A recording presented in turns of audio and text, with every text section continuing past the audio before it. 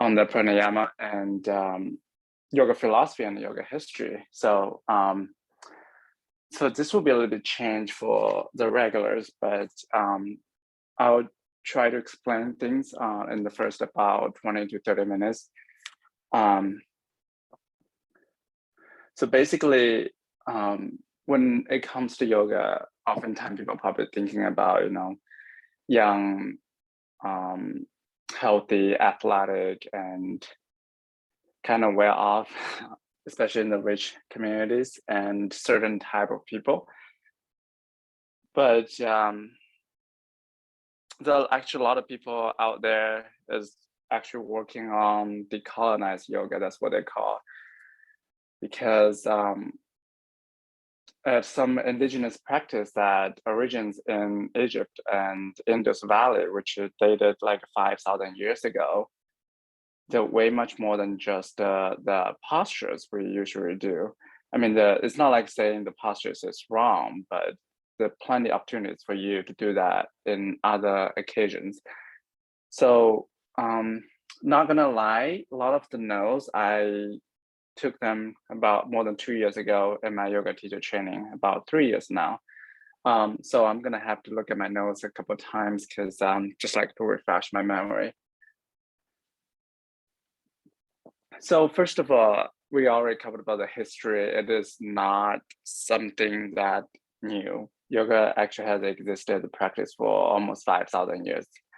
And the yoga that the Western people usually call yoga, which is more like a modern type of yoga, and it's more like a workout. And actually it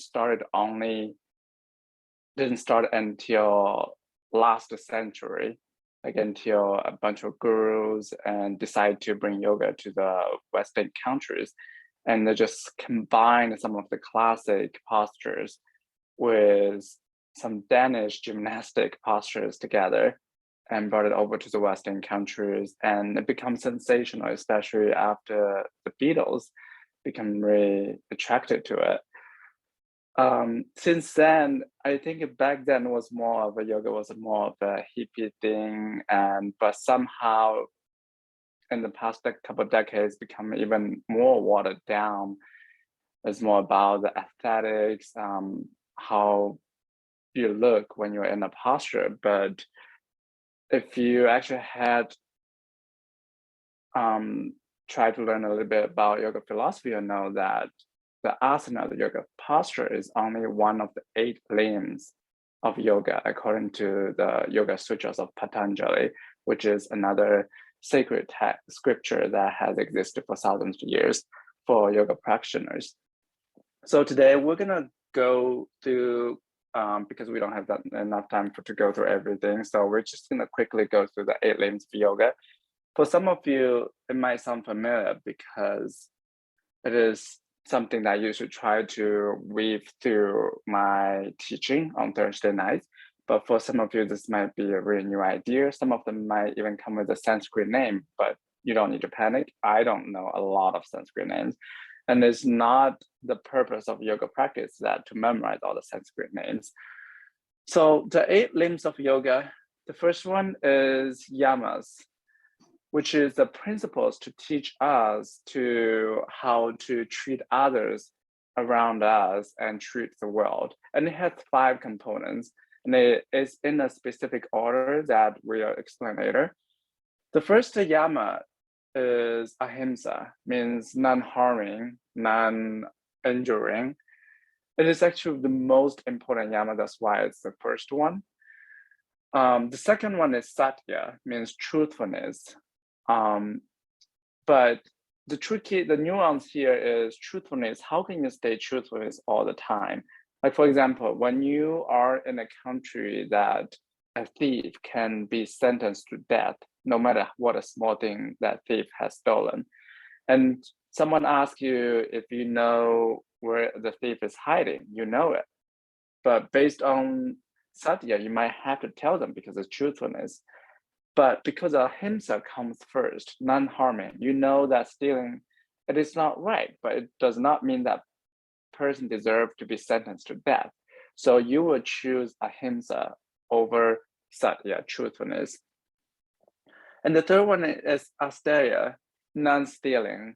And this is not just like say non-stealing, not stealing material resources, but can also mean that not stealing someone's spotlight, not stealing too much from the earth without paying back in some way. The fourth one is brahmacharya.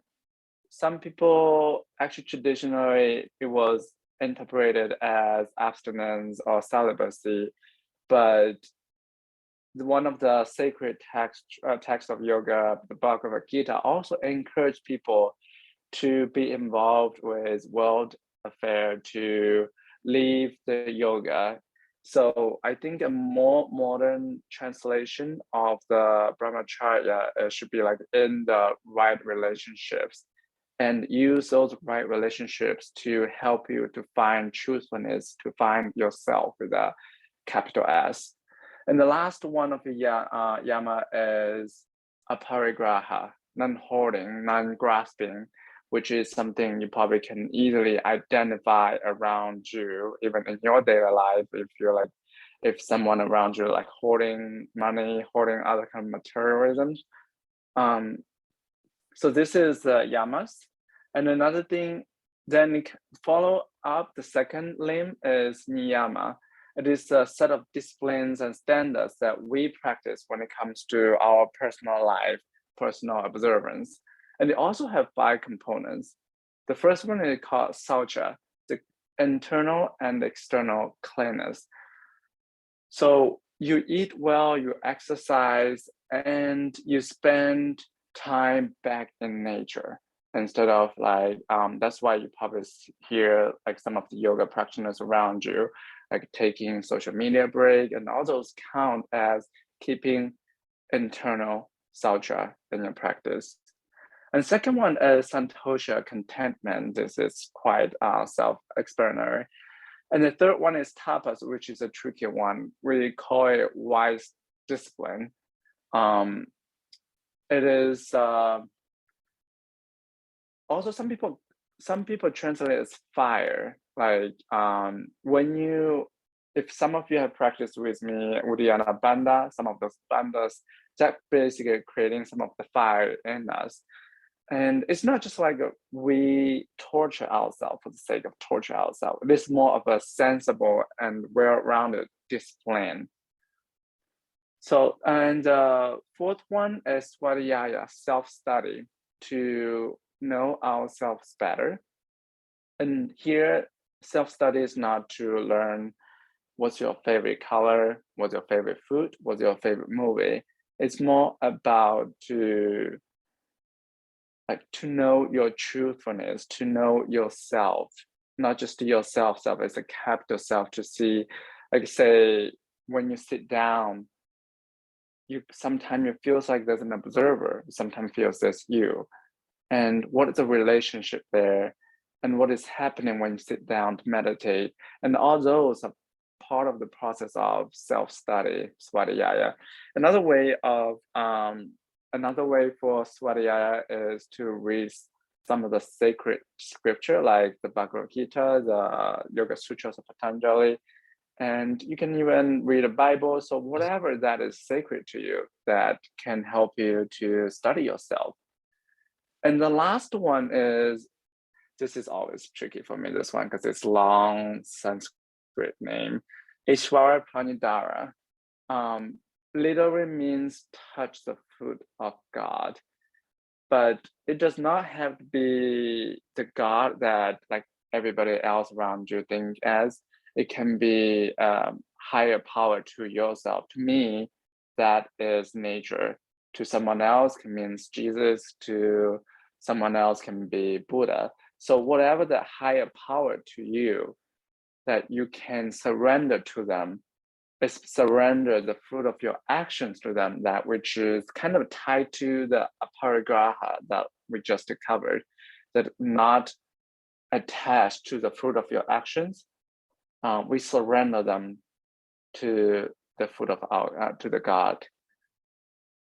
The third one is people's favorite one, asana, the physical postures, which is one that actually people oftentimes only focus on. So we're not going to spend much more time on that. The following one is pranayama, breath control. So prana meaning life force energy, and yama we already covered is restraint. But if you break pranayama in a different way, it also has ayama at the end. When you put an before yama, which is restraint, so ayama means removal of restraint. So this like really vividly show you basically restraint and removal of life force energy, which is your breath. So a lot of things we practice like ujjayi breath or samavritti or alternate nostril breathing, they are all pranayama. And the next step is pratyahara, sense withdrawal. Oftentimes it can be really tricky to differentiate between sense withdrawal and the next step, which is dharana, concentration. So when you try to focus on project, something, you sit down, you start not noticing things around you, like the noises or your phone notifications, or those count as withdrawal of senses. But once you bind your focus, all of your attention to that project you're working on, then that is concentration. You bind your mind with one object. And the next one is dhyana, meditation. This is more of the meditation practice, like it can be a walking meditation, it can be a sitting meditation, it can be all kinds of techniques that are out there for meditation. There are actually a lot of apps out there that if you're interested, like I think one of the things I really like is called Insight Timer, which has a lot of guided and unguided meditation and also meditative music as well. But it doesn't mean that you have to sit down or lie down, close your eyes. I honestly think a lot of things like when you do gardening, when you go hiking, swimming, even jogging, I think that kind of format of meditation as well. And the last one, the last limb of yoga, Samadhi, the enlightenment, the perfect union of the individualized soul with the infinite spirit, realizing the interconnection between all of us in the state of oneness and the complete absorption. So those are the 8 limbs of yoga, but take a minute here to think about which limb of the 8 you should practice, and think about which limbs of the 8 that the teacher you practice with usually emphasize.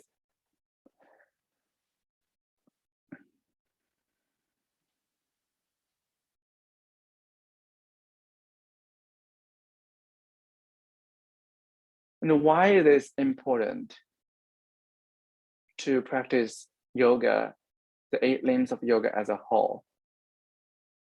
Like, think about some of the people you might know that who has been practicing yoga for decades. They're still only on the mat. They're still only practicing the asanas. They're ignoring all the other, like asana is literally the tiniest tips of the iceberg, and they're not teaching us how to, it is teaching us, but it's more of serving as a tool, as a container for us to practice, to navigate through life with other people around us, with other creatures, not just the people, and how to treat them well, how to treat them respectively.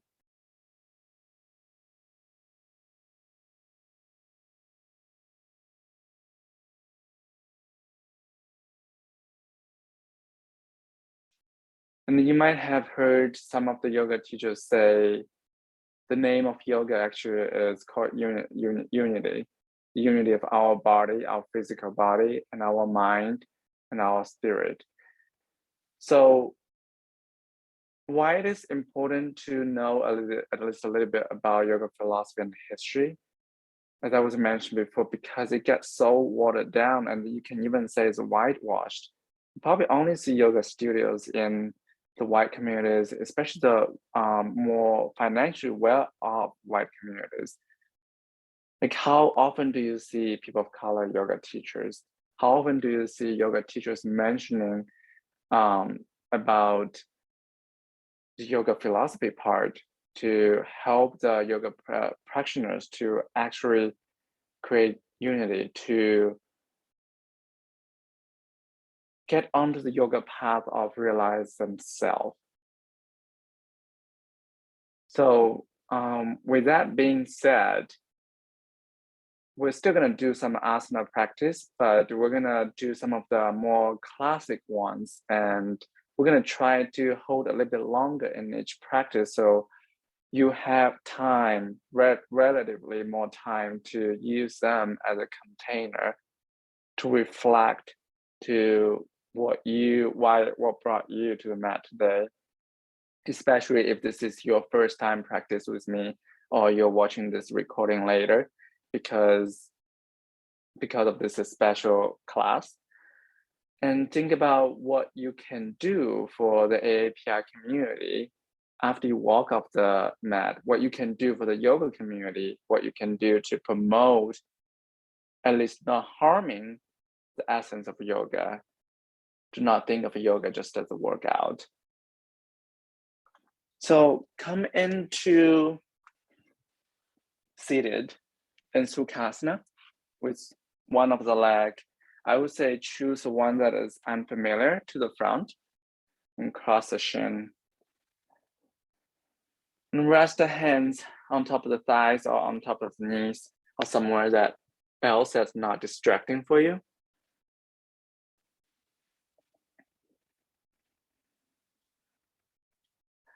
Relax the shoulders. Relax the jaws.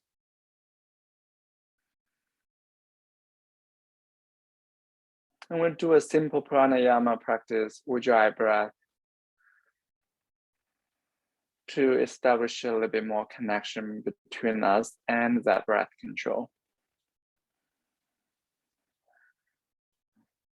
So some people translate Ujjayi breath as a breath of ocean, the breath of fire, the victorious breath.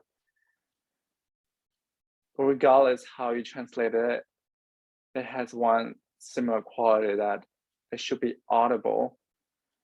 You should feel the brushing of your breath against the back of your throat. To begin with, take a deep breath in through the mouth. Let the air come in all the way into you through and brushing against the back of the throat. And exhale same way out. Make it audible. One more time like that.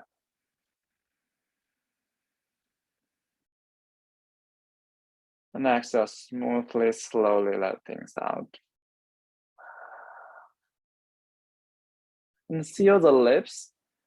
Next time, breathe in through the nose, but keep the same quality, keep the same brushing of the back of the throat.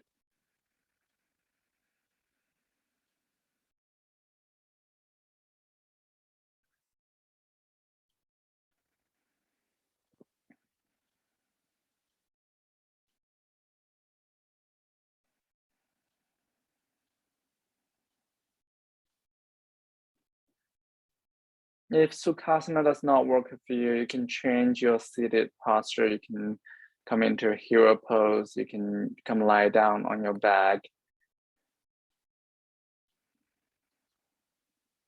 Considering today you learned that asana, the posture, is only one of the 8 limbs. So it does not diminish your yoga practice net if you cannot do some of the postures.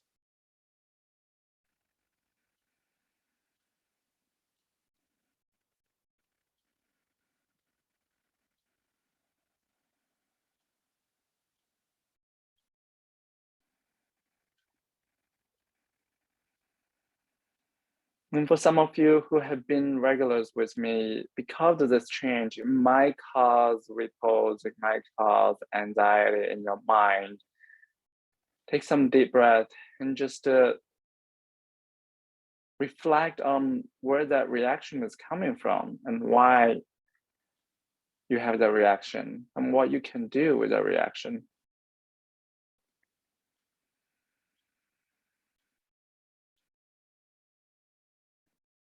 And rather than to react to this change, how can you respond to it with some of the yoga disciplines?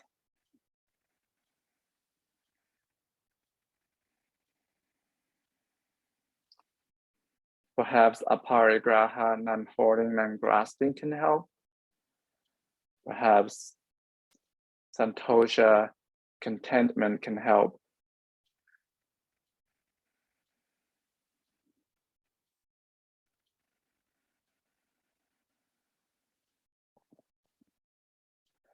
And slowly bring the left hand to the left side and reach up your right arm by the right ear. And side bend to the left side. But in the meantime, press your right hip into the ground and lift up your right side of the body.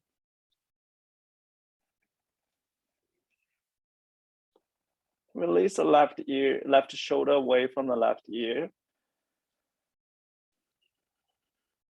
And because we start moving, start noticing the change of your life force energy, your breath, the change of the relationship between you and them.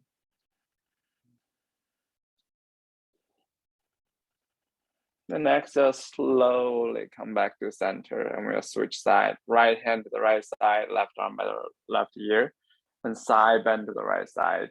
Bend the right elbow and press the left hip into the ground. And keep the left arm, left chest afloat.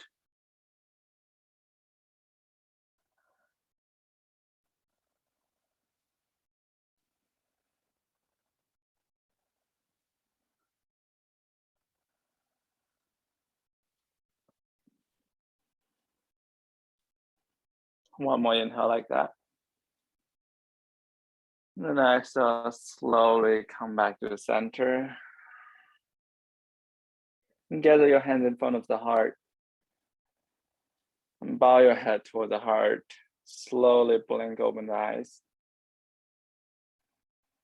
And get onto your falls into a table pose. Take your time to spread a blanket underneath you, especially if you have a sensitive knees.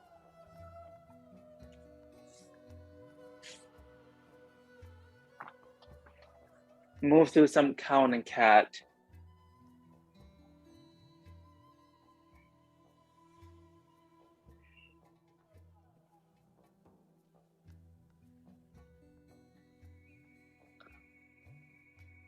You can add any movement that you usually like to do with your cow and cat, just to open the chest up, open the back up.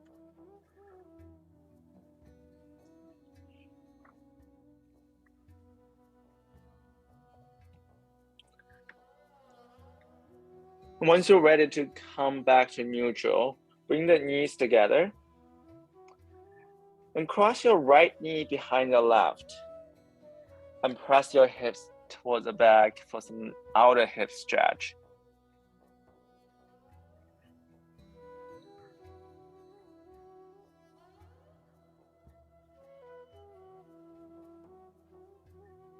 Check in again with your breath, with your pranayama. Making sure that you're not holding your breath.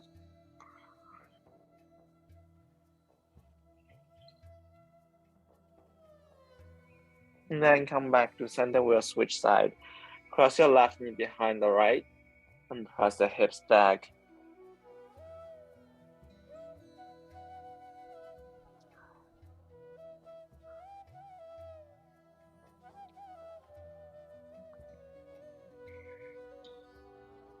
With each inhale, feel this energy feeding into your palms and your hips towards different directions. So you're actually lengthening the size of your waist.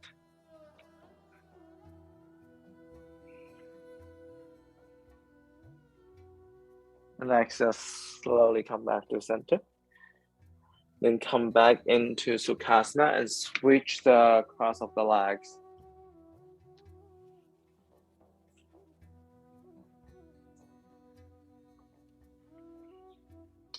Inhale, reach the right arm up and bend your right elbow. Bring the right hand behind your neck, or if you have the range, you can bring it behind between your shoulder blades. And grab the right elbow with your left hand. Inhale, reaching up through the right elbow. Then exhale, keep your sit bones on the ground and side bend to the left side.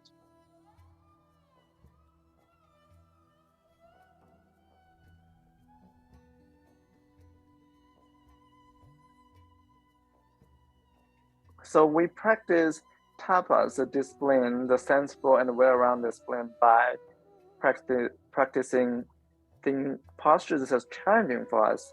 But we also need to seek a balance point between it and Santosha Contentment. Know when to back out. And come all the way up. And we'll switch side. Reach up your left arm. Bend your left elbow. Bring the left hand between the shoulder blades. And grab the left elbow with the right hand. Reach up to the left shoulder. And exhale, side bend to the right side.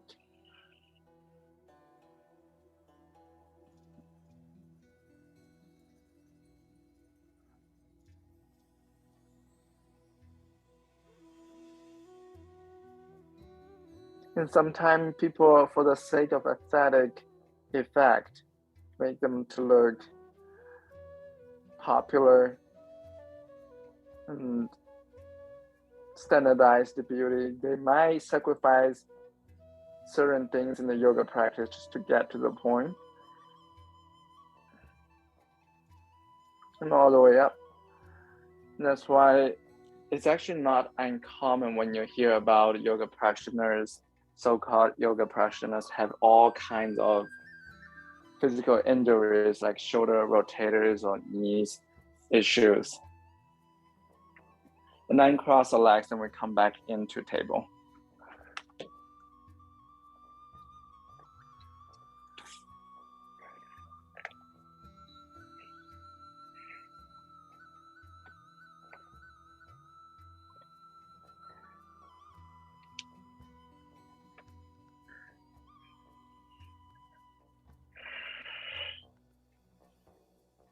Next time, cross your right knee behind your left. You can stay here and press the hips toward the back if you want to come into a more challenging posture, which is Gomukhasana. Come sit your hips all the way back in between the feet.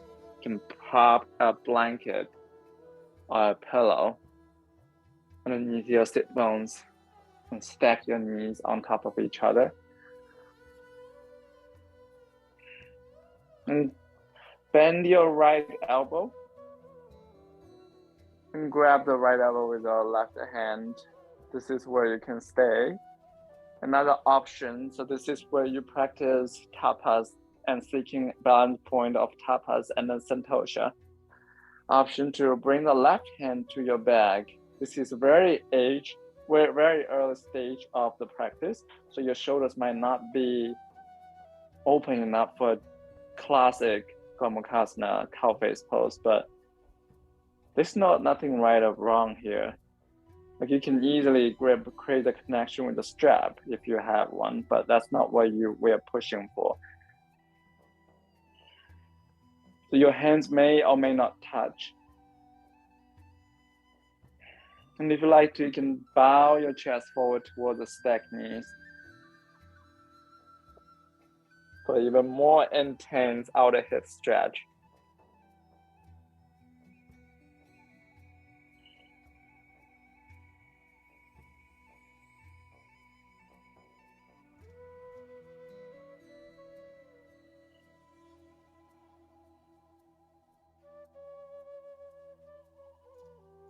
And come all the way up, regardless the form of your shape. Release the shoulders and come back into table and shake the foot, release some tension away from them. And we'll try the other side. Cross the left knee behind the right and press the hips back. You can stay there. And if you like to, you can sit all the way back in between the feet. can hold the feet with the opposite hand. Lift your chest up.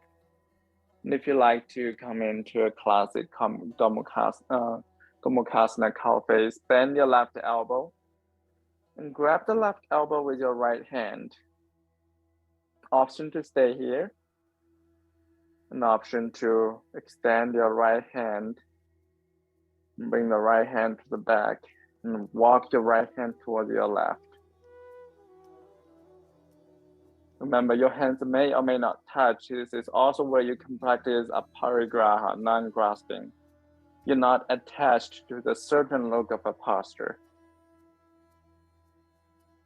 Wherever you are in right now, if that makes sense for your body, you can stay there.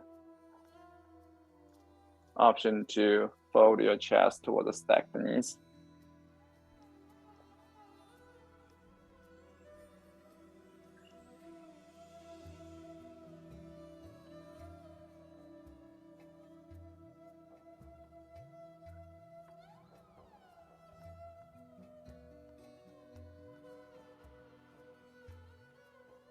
And start slowly rising up.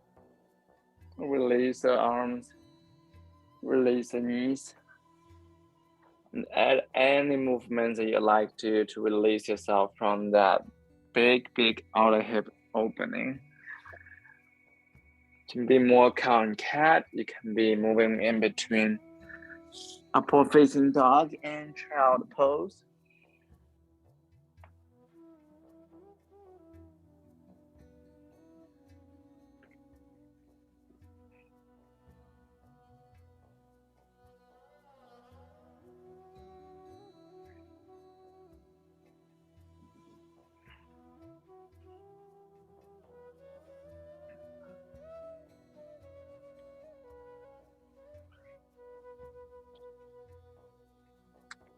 Once you're ready, come into downward facing dog. Press your hands into the ground and pull up your tailbones toward the sky.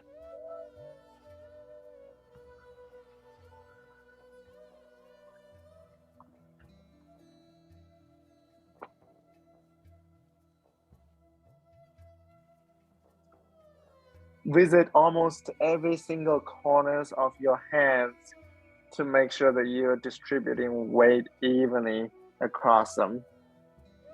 Turn your bicep toward the front.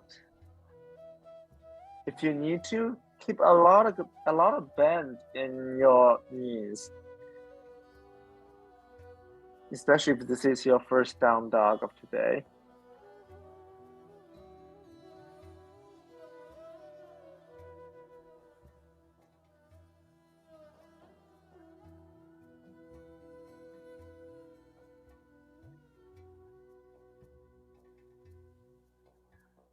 If this does not work for you, you can also come into a table or come into a child pose. We'll all meet with our left foot forward into a low lunge. Release your right knee down. Hugging the thigh bones toward the midline. And raise up the arms. Find a point for you to focus on. Find a point for you to allow you to think about the purpose of your yoga practice.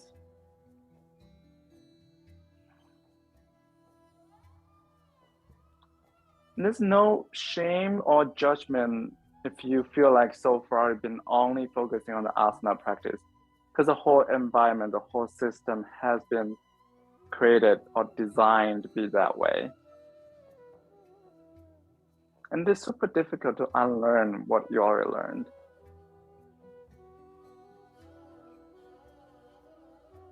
Bring the hands down and step your left foot back. Hover your shoulders above the hands and bend to your elbows and release all the way down to your belly. Inhale, hug the elbows in, lift the chest up. Bhujangasana. Keep your chest open, keep your collarbone spreaded. Next, I'll release the chest all the way down. And press yourself back into a downward facing dog.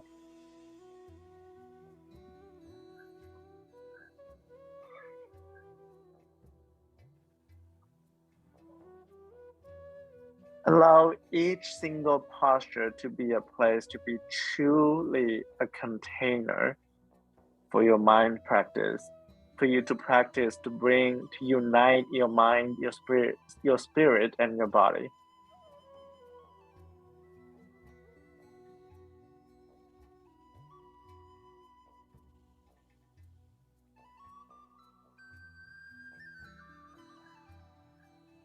And we'll meet with right foot forward and step the left knee down. Raise up your both arms by the ears. Tuck the thigh bones in.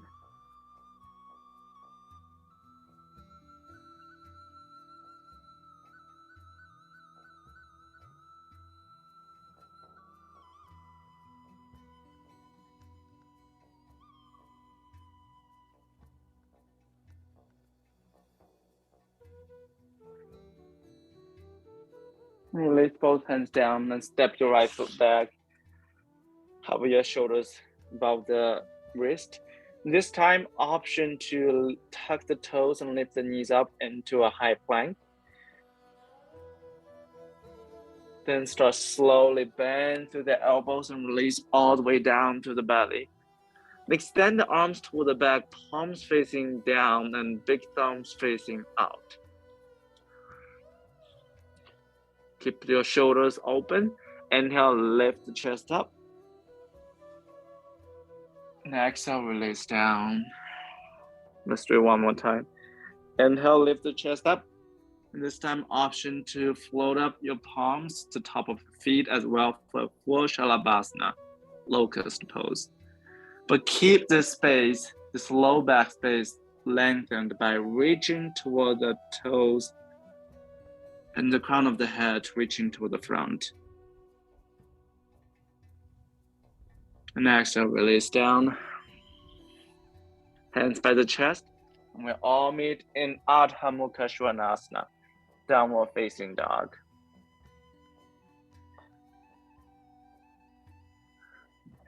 You notice if the third time being in this familiar shape gives you more space for more than just the physical practice.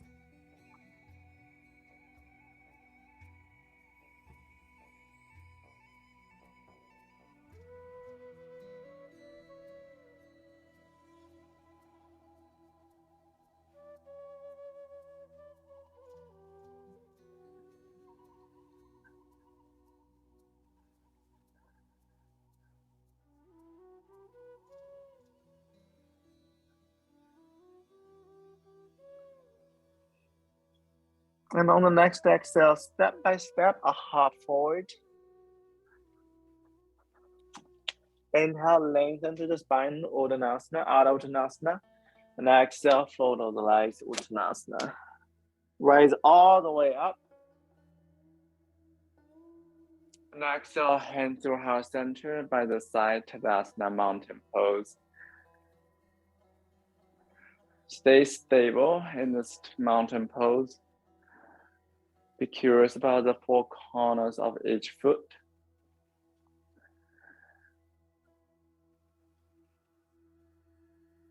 You can even draw an X from one shoulder to the opposite heel. The two lines where they meet can be your focus point.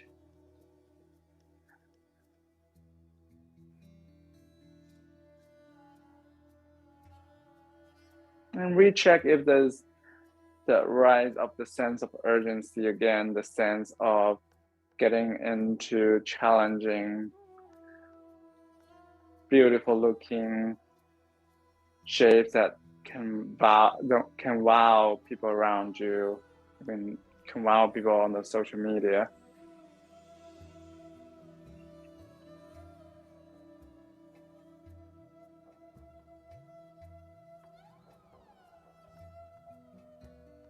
And think about how can you use the tools of yoga to detach yourself from that.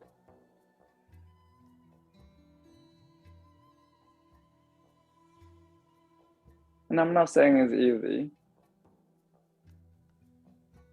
It is still challenging to myself until this day.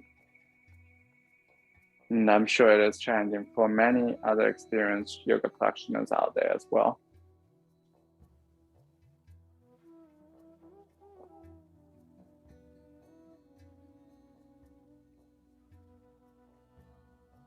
But the reason this sacred scripture, they exist for thousands of years because people have been finding them helpful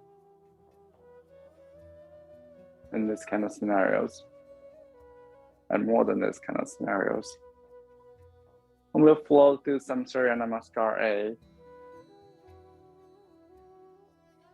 And because today there's practitioners that probably the first time practice with me, and there's also going to be people watching the recording later. So I'll guide you through all 3 rounds of them. Inhale, arms up. Exhale, fold over the legs.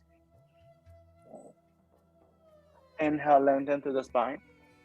And exhale, step left and right into a high plank. And you can always release your knees down and replace the shape with something else that suits you better. Take a long inhale, lengthen through the spine.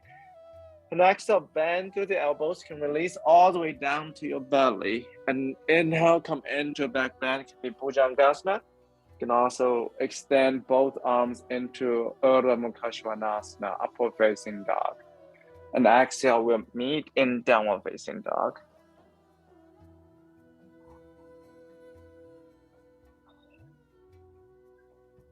Take a moment to re-establish the relationship with your life force energy again if you lost it somewhere or if it got disturbed.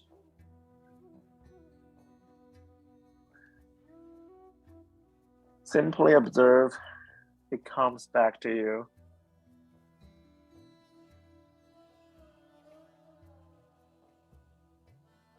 You can even close eyes or keep your gaze focused on the space between the 2 feet.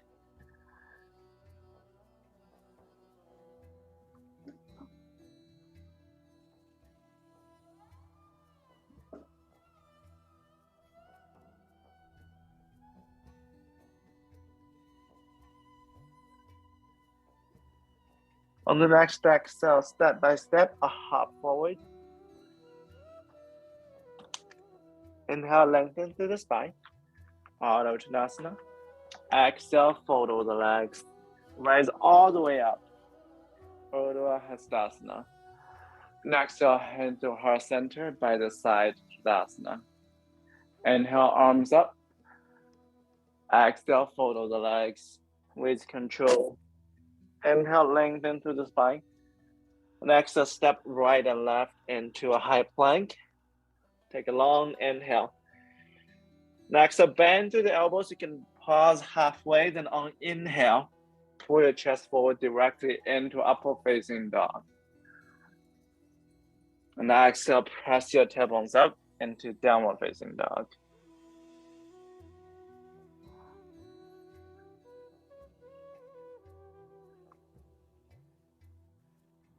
Perhaps this familiarity is giving you more space. Perhaps this familiarity, this repetition is giving you anxiety. It can be all kinds of effect on yourself. And use that as a tool, as a container to observe your mind.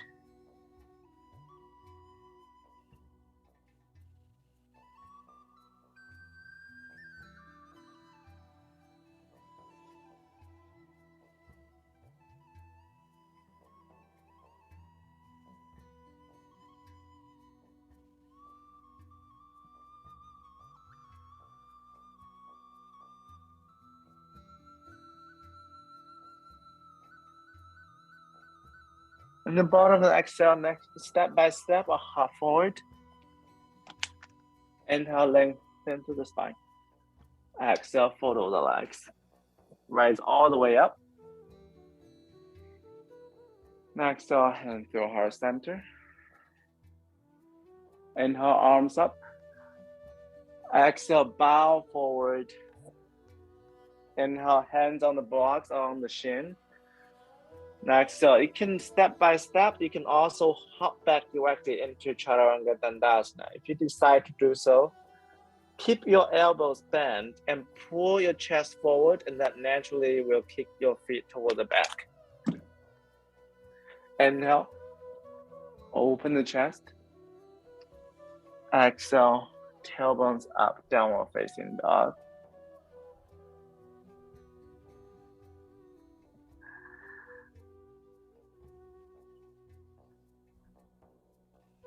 Last pause, long pause in a downward facing dog.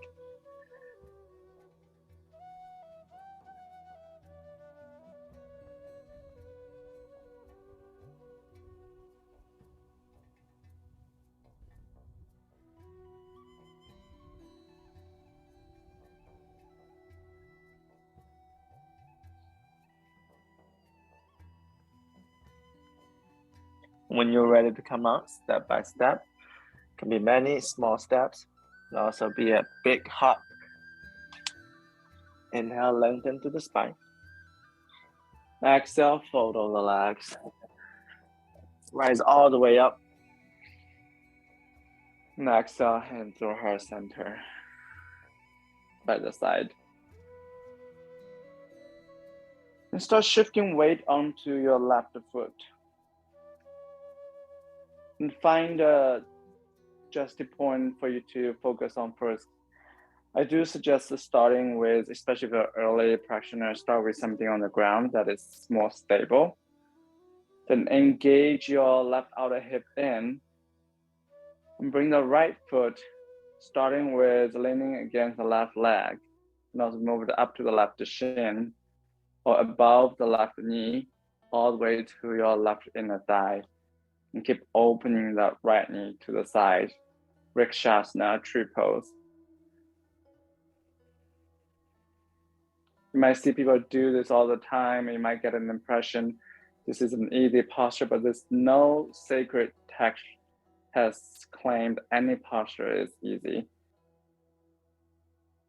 And even if you're really good at tree pose, try close your eyes, see if it's still easy for you. Nothing has changed, but suddenly it got so much more challenging. And if you like, you can raise up your arms.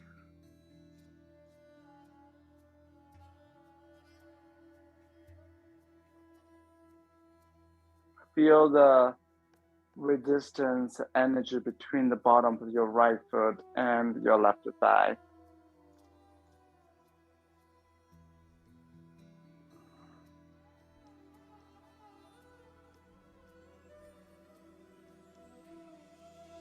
If your arms are up, start slowly lower your prayer down. And step your right foot down. Take a big step back with your left foot. Find a block if you have it. Spin down your left foot. And bring your block lowest height inside of the right foot. Depending on your arm length, you might not need the block at all. You might need to bring the block taller. Hugging the right knee into the right arm bone. Extend the left arm up, side angle, Parsvanasana. An option to reach your left arm by the left ear.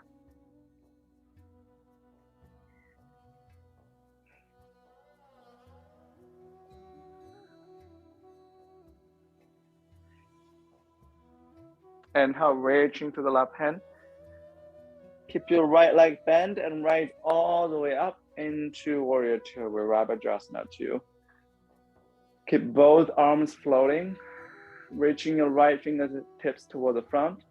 Gaze over the right fingertips and imagine your left fingertips is doing the same thing, floating as high as your right. And side bend to the left. Reach far away to the right fingertips. And then exhale, straighten the right leg and come all the way up. Open the arms again. You can bring the left foot slightly in. Then reach your right hand back toward the front again until the sticky point that you cannot anymore. Keep some micro bend in your right leg and start slowly.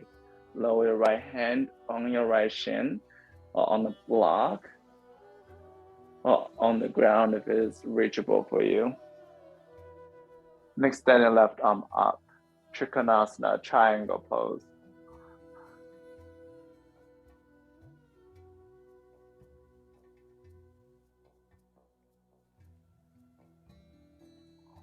Hug your right outer hip in.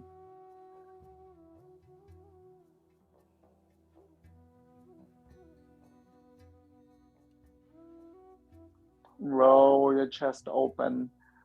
Roll your rib cage open. And exhale. Bend into your right leg and step your left foot forward and fold over the legs. You can hug the opposite elbows. You can do some shake side to side or back and forth.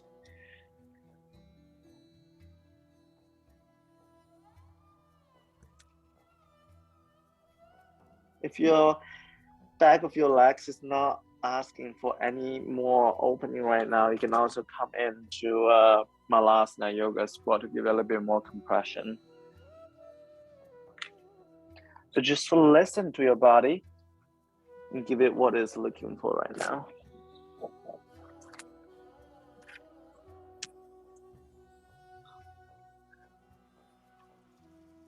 And when you're ready to do the other side, rise back up.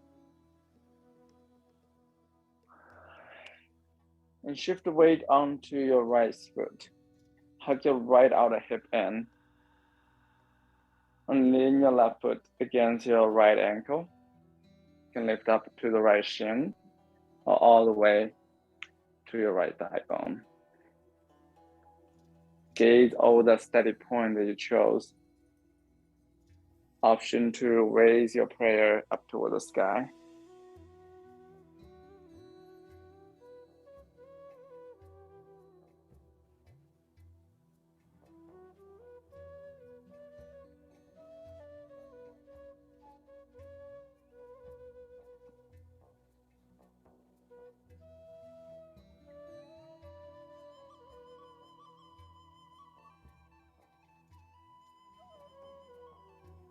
If you need support, there's always a wall nearby. There's always a chair nearby that you can land one of your hands on.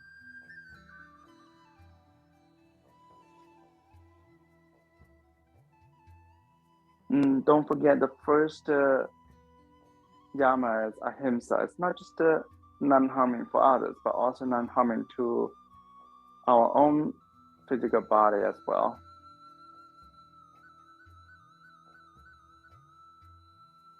And slowly lower your prayer and step your left foot down. Take a big step with your right foot. Spin down your right heel and open into a side angle. Bring the left hand inside of your left foot, hugging the left arm and left knee into each other. And roll your right shoulder, right rib cage up toward the sky. An option to reach the right arm by the right ear.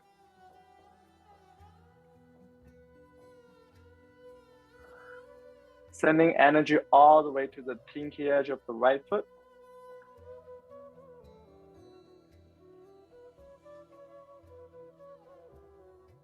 And rise all the way up into a warrior two.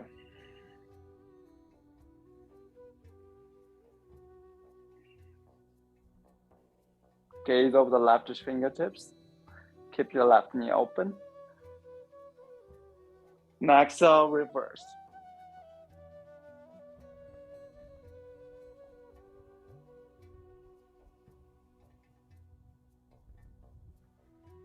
Reaching to the left hand.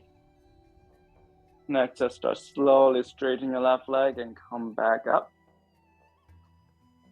And now reach the left hand to the front. Then exhale, slowly release your left hand down onto the left shin or the block or onto the ground. Trikanasana, triangle pose.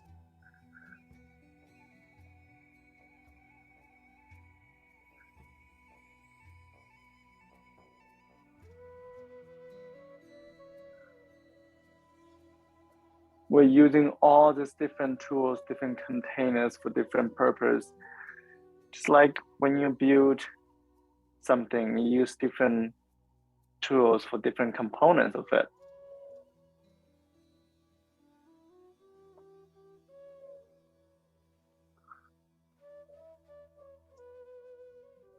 Bend into the left leg and step your right foot forward and fold all the legs.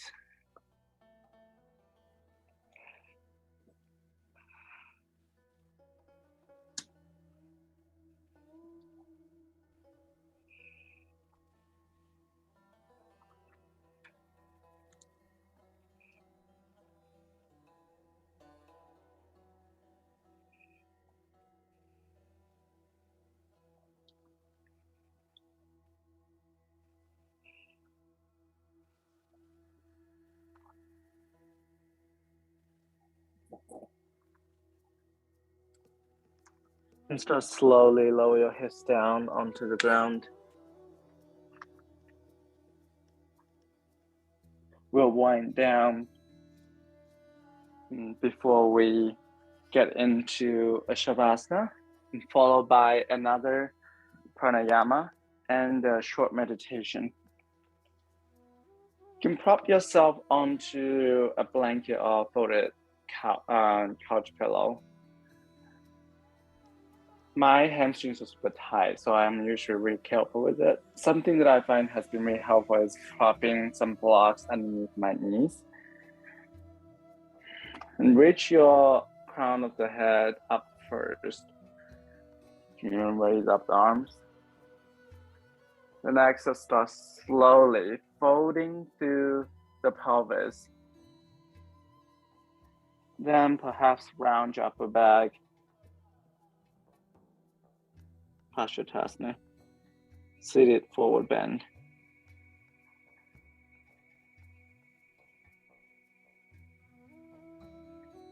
This is another interesting posture that people have very different opinions on it. Some people like me, after 6 years of practice, still challenging for me. Some people can easily grab the feet, even putting blocks behind the feet the first thing in the morning. There's no point of tracing after the certain looks of a shape. You just need to focus on what your body is looking for this moment and how it benefits you, benefits your yoga practice, benefits you in a way to help you to unite your body, mind, and spirit.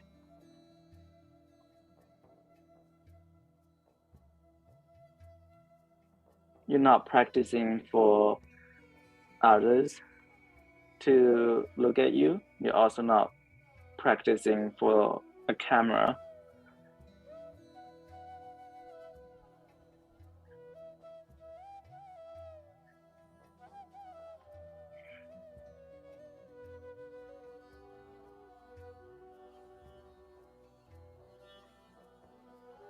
And the bottom of the next exhale, slowly rise back up.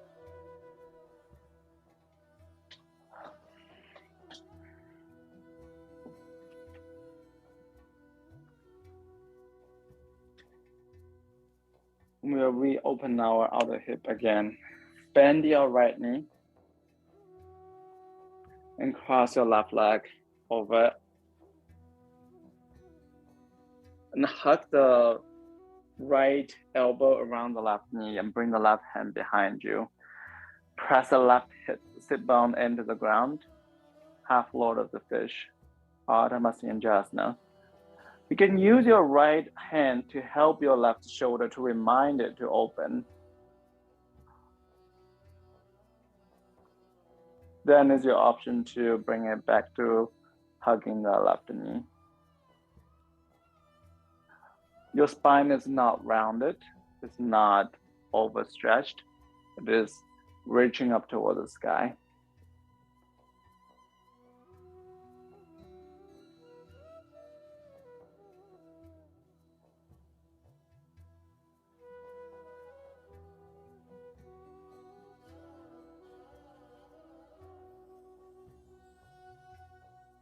This is also one of the classic postures that dated before the Danish gymnastics.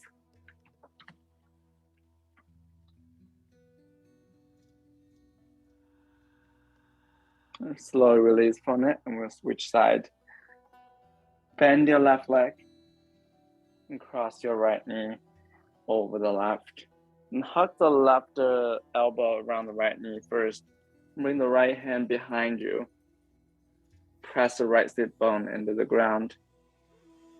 You can use the left hand to remind your right shoulder to open.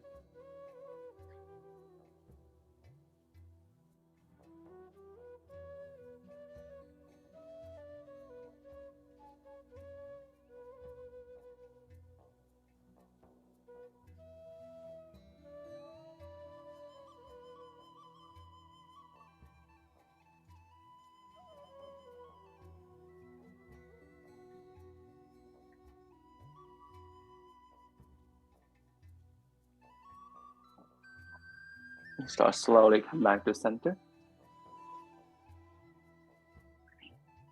Extend both legs long and just shake the bottom of the legs. Bend the knees, reach up the arms forward.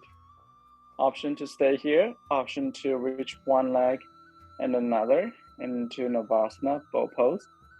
Option to extend both legs straight. Remember that center point you focused on when you were in an intentional Tadasana. Focus on that point again.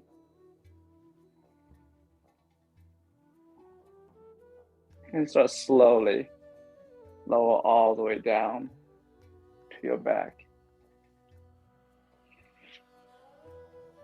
Step the feet close to the hips and lift your tailbones up into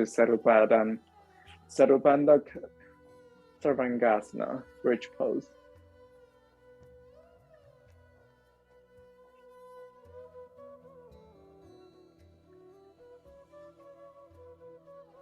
It always feels like at the end of the day, after all these Zoom meetings, I don't even know how to talk anymore.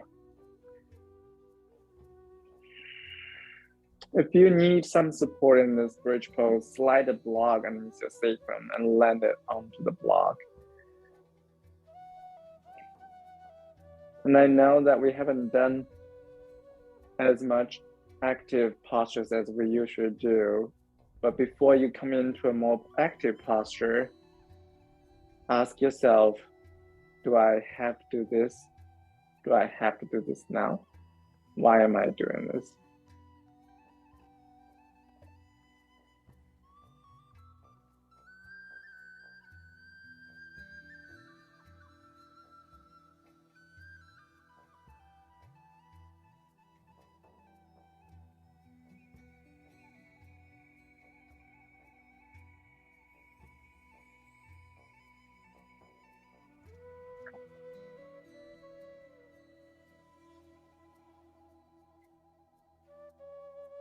Whenever you're ready, remove the block if you have one underneath you and start slowly release your hips down to the ground.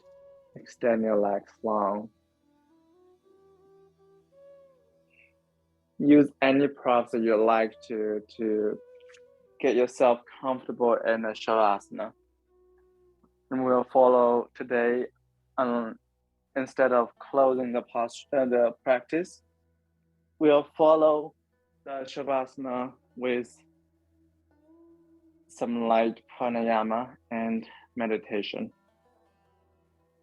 But if you'd like to stay in Shavasana for the rest of the night, please go for it.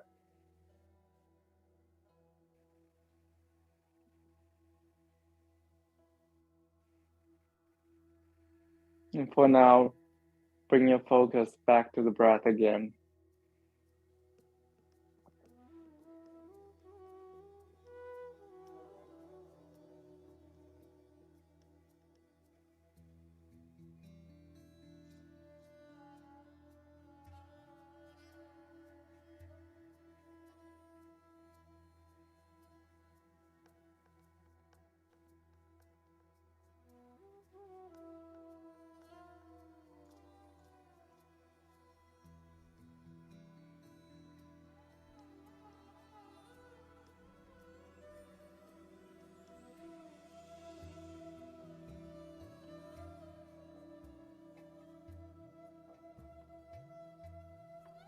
Just let the back of your body sinking into the space underneath you.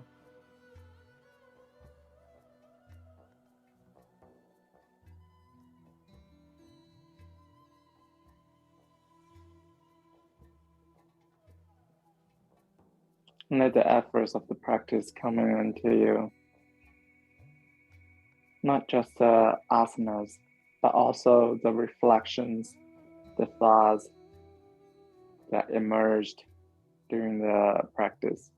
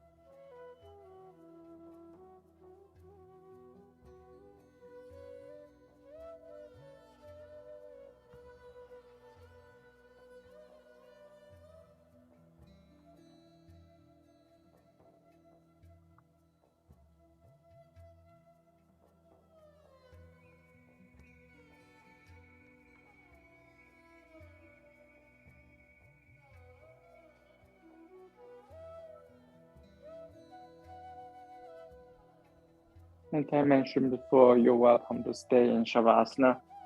But if you're ready to come into another pranayama, breath control practice, roll yourself onto one side and carefully support yourself up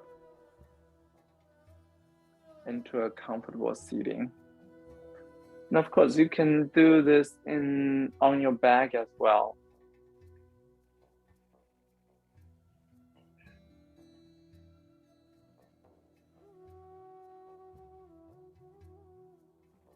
You can revisit the Ujjayi breath, especially if you have a stuffy nose today. But if you like to, we'll practice alternate nostril breathing,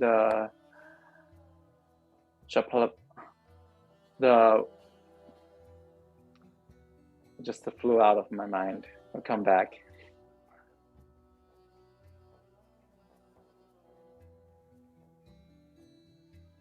And bring the right hand, twist your right hand, release your pinky and ring finger and your right thumb. And press your right nostril with the right thumb.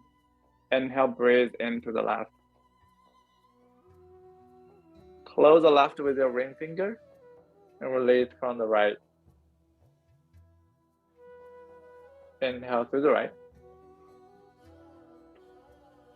Close the right with the right thumb and release the left side. Exhale out. That is one round. We'll do one more round together. Inhale through the left.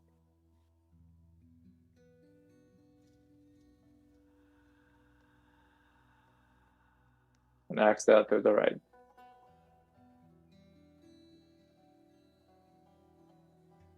Inhale to the right.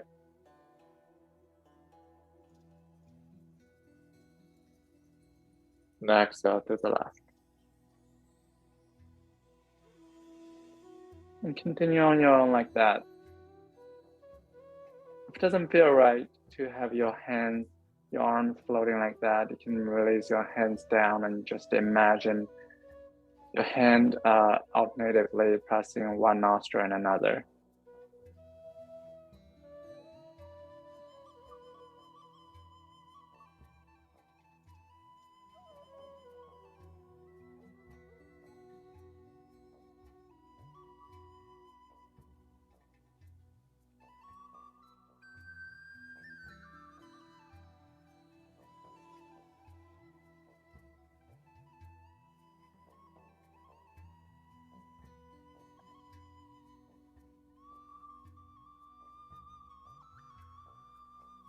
And after this round, finish 2 more rounds.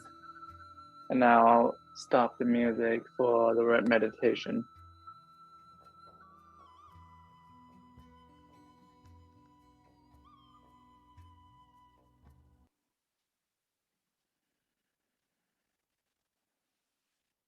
If you feel like you need to come into a different posture for meditation, slowly move around.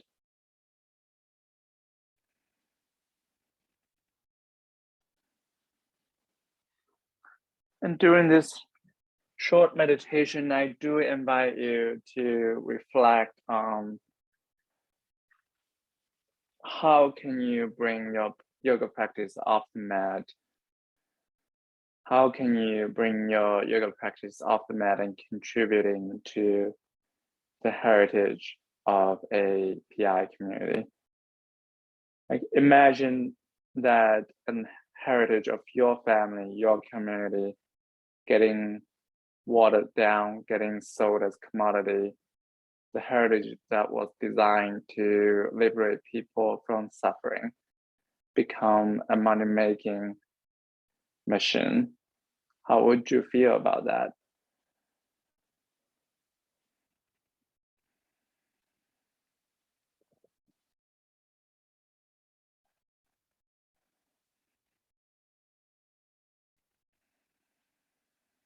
Your yoga practice is not tied to a brand name yoga mat. Oftentimes, actually, you don't even need a yoga mat for yoga practice. And certainly it's not tied to Lululemon yoga pants or other outfits. It has nothing to do with what you look like.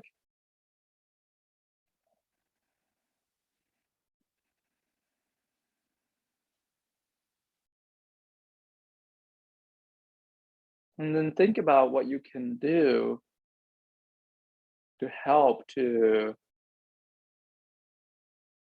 not only to not contribute to that myth of yoga as a workout, but also to help to promote a more diverse presentation of yoga community, especially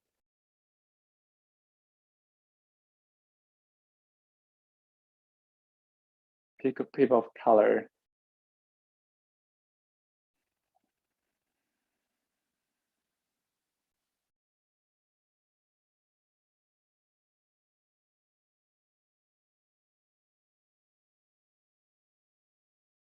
Once you get over the myth of that yoga is just asanas, once you get to know the other 7 limbs of yoga,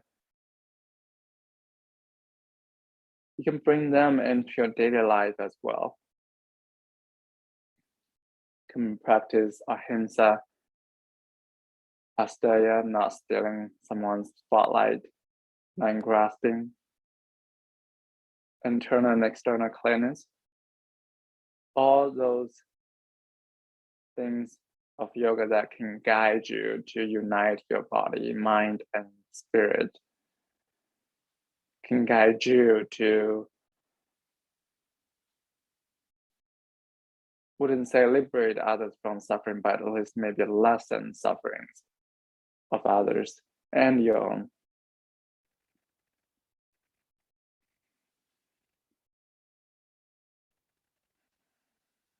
There's so many sacred texts out there that you can read.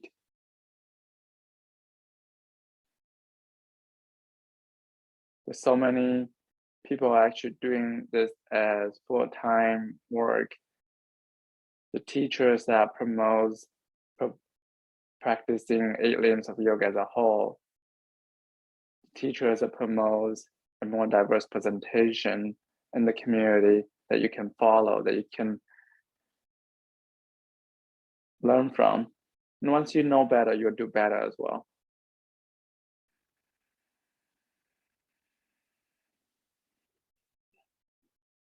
And we'll conclude tonight's practice with 3 rounds of breath together again. Take a long breath in. And exhale, let everything out.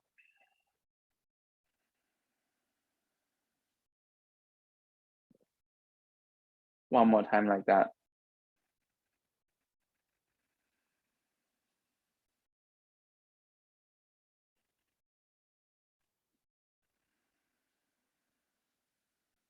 Last time.